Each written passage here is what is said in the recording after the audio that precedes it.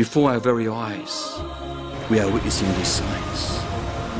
We are witnessing bloodshed, many earthquakes, time passing quickly. When three things appear, no good will do to a soul to believe in them then, if it did not believe before, nor earned righteousness through its faith. And he mentioned one, if the beast emerges from the earth. When it comes out, the door of Tawbah will be shut. You're either a mu'min or a kafir on that day. They will see the reality, the truth, the fact, and they will believe. They will believe. They will say, we believe, we believe. Oh, who do you believe?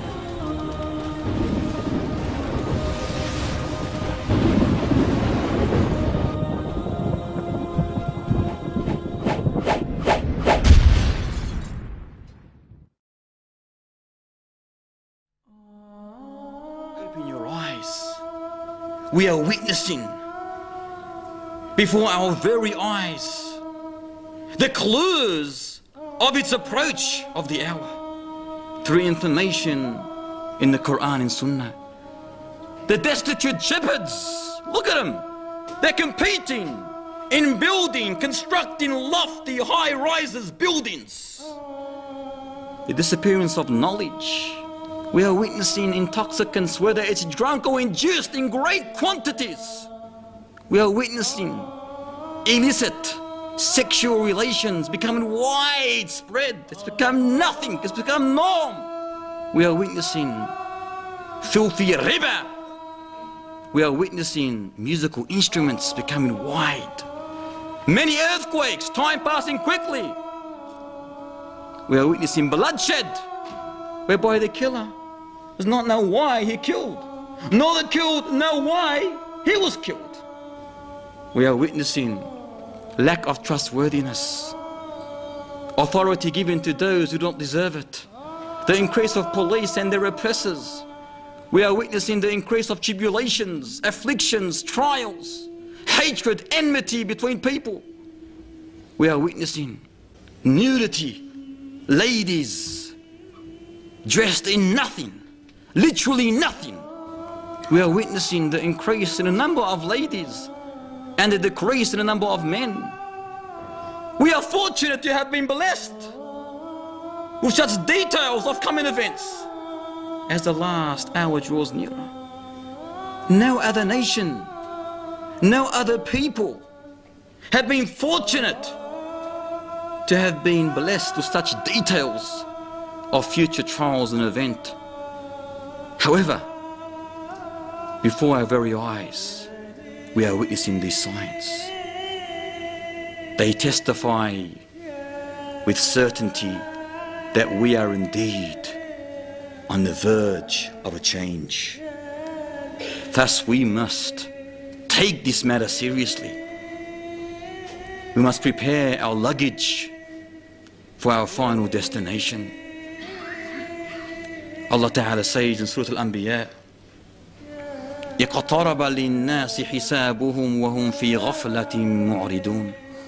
Draws near to mankind is their reckoning, is their destruction, yet they turn away in heedlessness. They hear these signs, we are hearing them tonight, but we turn away tonight and say, alhamdulillah, another lesson, just another lesson. But it's not just another lesson. If you take it as another lesson without application, you're wasting your time.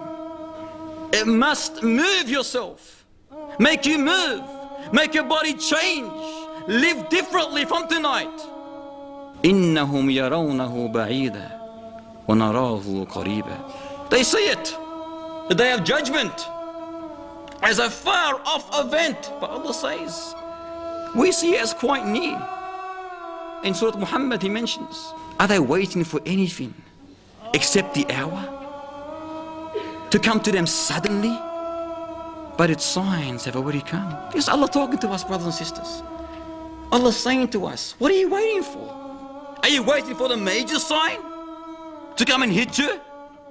Because there is nothing left but the major signs. Are you waiting for the beast of the earth to come and slap your face or mark your face?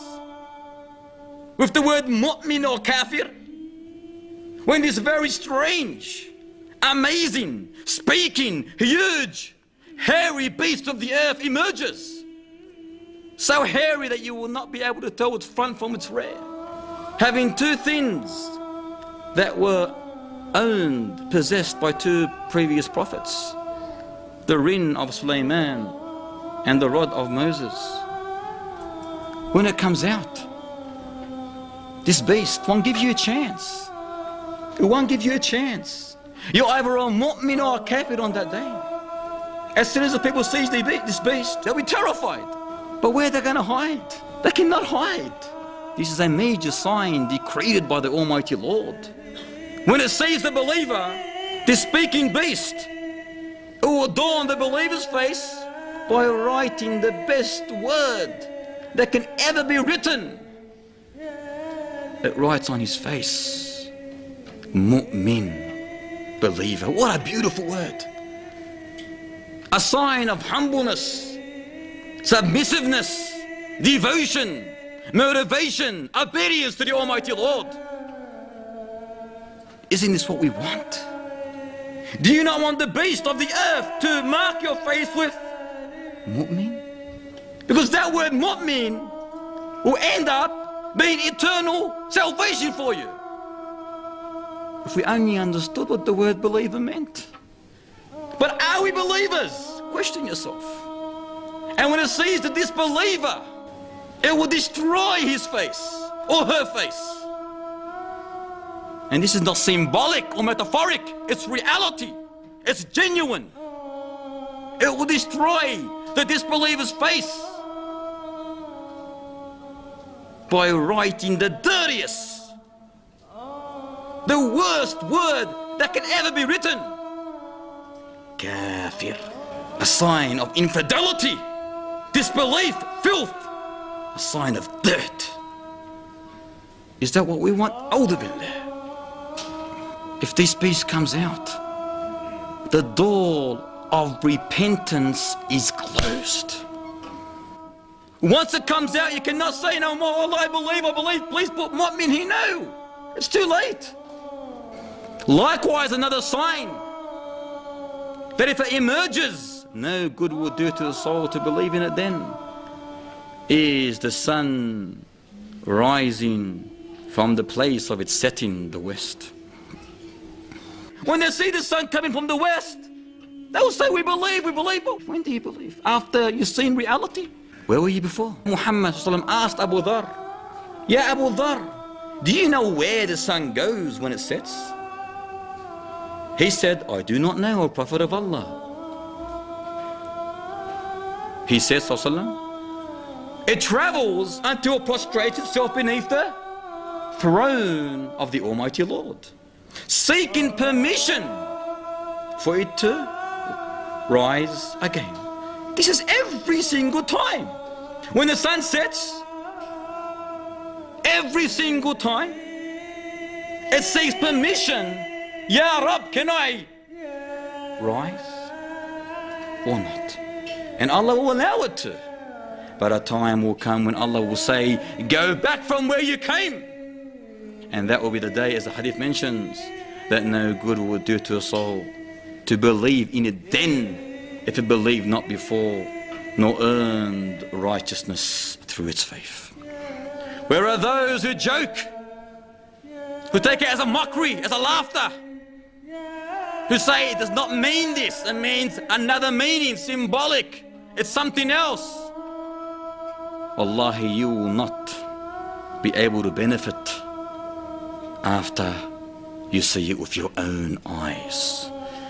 يوم يأتي بعد آيات ربك لا ينفع نفسا إيمانها لم تكن آمنت من قبل أو كسبت في إيمانها خيرا. The day that some of the signs of your Lord do come, but no good will do to a soul to believe in it then if it believed not before, nor earned righteousness through its faith. Look at how this verse explains the reality of a Muslim. If it believed not before, the second phrase of the verse says, nor earned righteousness through its faith. Are they waiting for the signs to come to them suddenly, but its signs has already come. Are they waiting for Gog and Magog? Ya'juj or Ma'juj? Two hidden tribes of people from the offspring of Adam. How did they look? Allahu A'lam. Dhul Qarnayn, who was a righteous king ruling the east and the west, Allah Ta'ala gave him the ability, the power to build, to erect a huge barrier which restrained Gog and Magog behind it. However, ever since that barrier was built, they've been trying to dig their way out of this barrier. Every single day, they are digging. They are digging. As soon as they see a hole, and light piercing through that hole, the one in charge says to them, stop, we will carry on tomorrow. And this will continue and continue and continue. But when they come the next day, they find that barrier stronger than ever. But the day will come when Allah Ta'ala allows them to come out. That will be the day when their leader says, after they see the light through that hole, Insha'Allah, we'll continue tomorrow.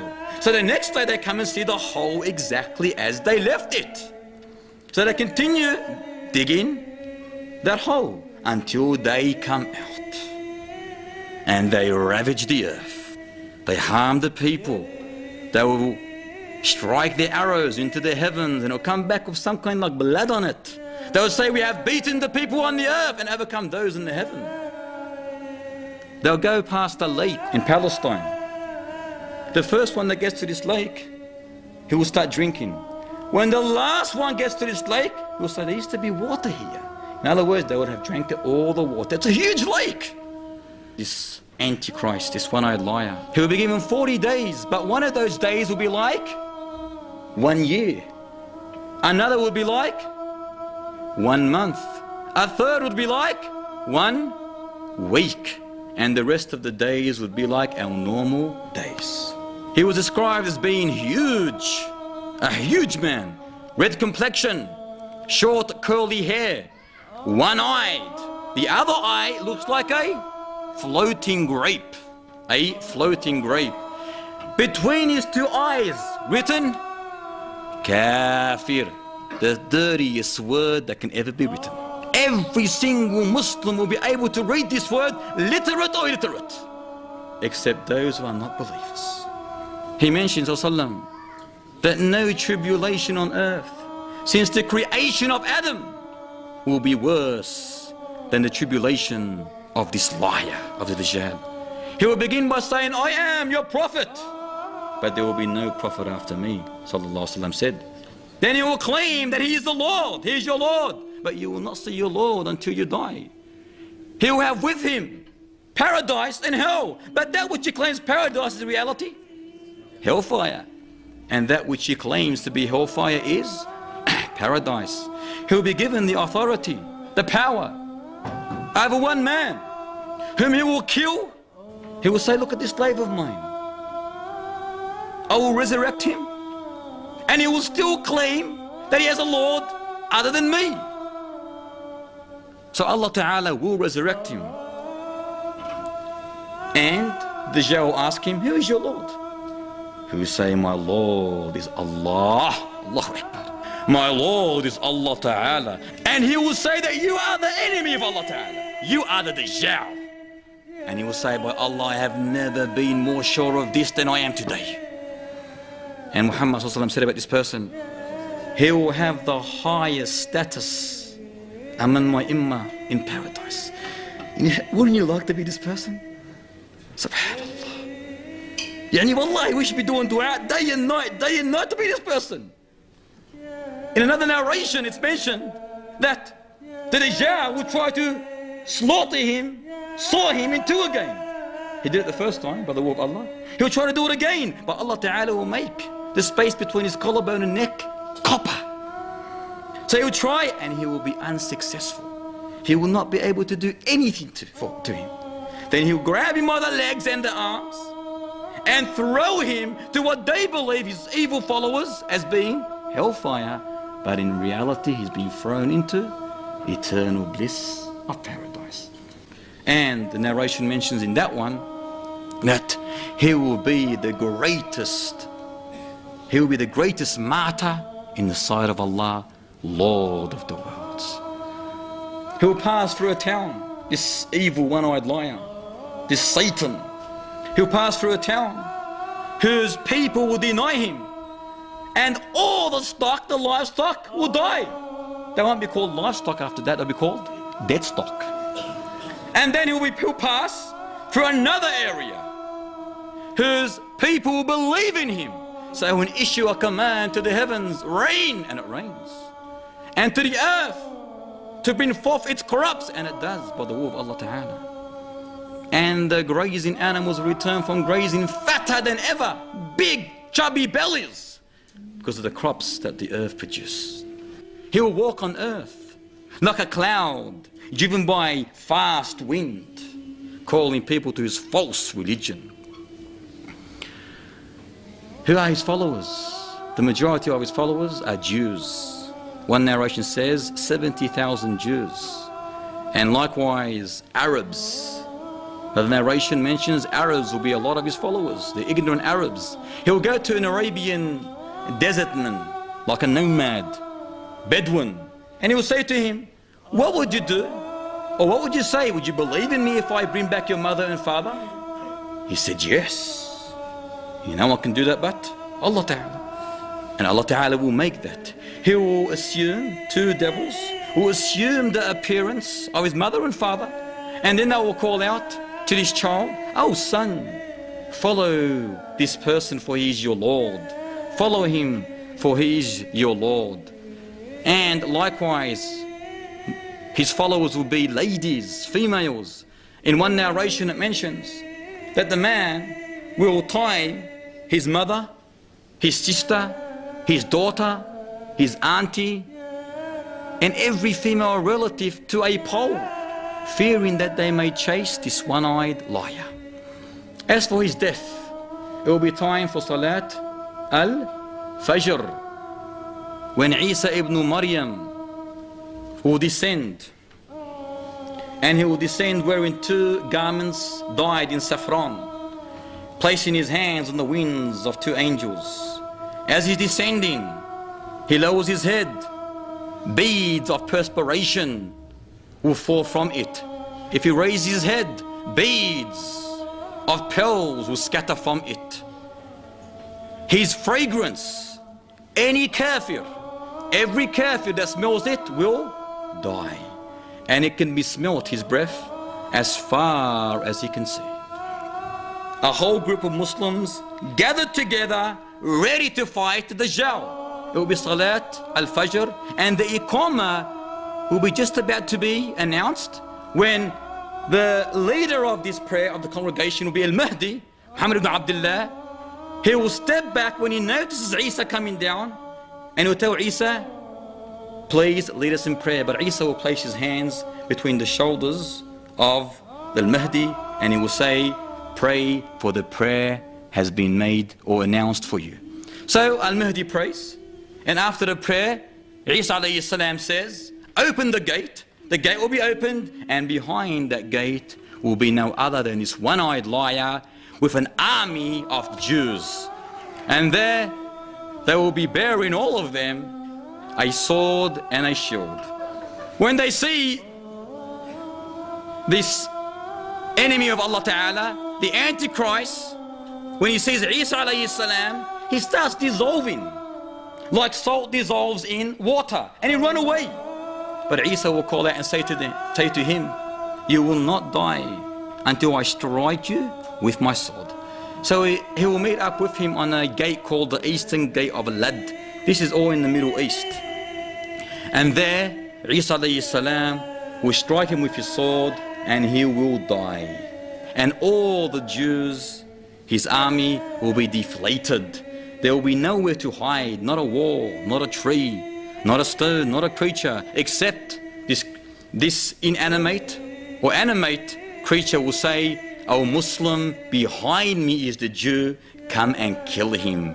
Thus, Isa and the companions will win over these evil people, and they'll at the same time do dua, pray for Allah Ta'ala to destroy Gog and Magog, because Gog and Magog will be in that time. Ya'juj and Ma'juj, they'll still be there, and they'll be causing mischief on earth.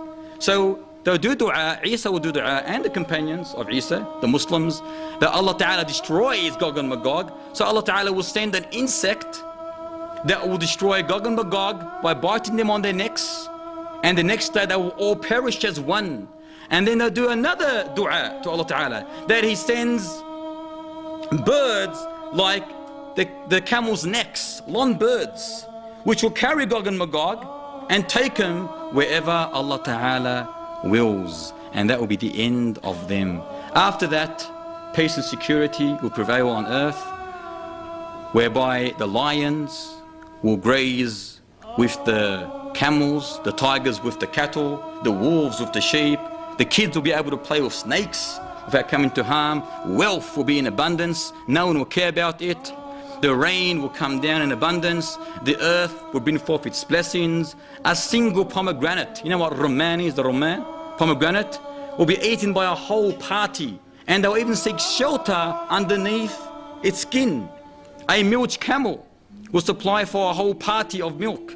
A cow will supply for a whole tribe, and a sheep will supply for a whole family. There will be no enmity between two persons after this, and Isa alayhi salam will not come with any new laws. Instead, he will be a follower of Muhammad sallallahu alayhi wasallam, for indeed the deen of Islam is the end of all deens. Allah Ta'ala will end every sect, every religion other than Islam. Isa alayhi salam will kill the pig and break the cross, and thus he will live for 40 years, he will die, he'll be prayed on and buried by the Muslims.